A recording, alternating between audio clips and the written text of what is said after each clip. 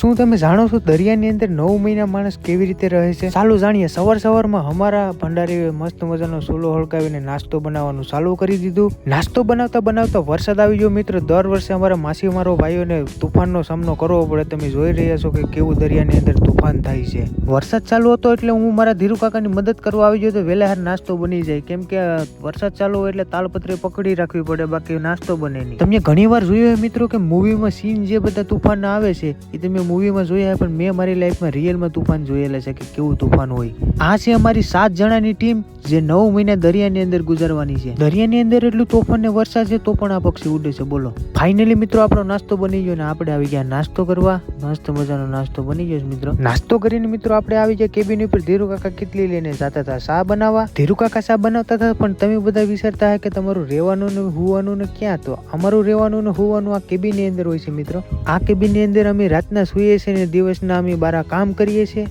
જો તમારે full video જોવો હોય તો આપણી યુટ્યુબ ચેનલની અંદર આવી જાય મિત્રો. ને હવે મિની વ્લોગ જોવા માટે તમારે ફોલો કરવો પડશે ને 1 મિલિયન વ્યૂ આવીએ તો જ મિની વ્લોગ બનાવવામાં આવશે.